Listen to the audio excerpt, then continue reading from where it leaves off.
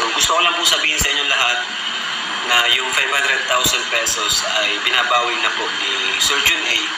So ayun, nakachat ko na po siya kanina. So ayun po, wala tayong magagawa. Kung binabawi na, kailangan natin ibalik. Sabi ko nga po,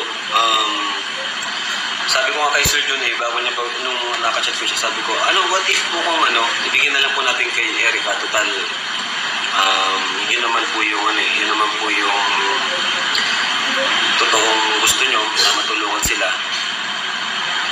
So, ayun. Gusto niyang, bawin na lang talaga yung 500,000.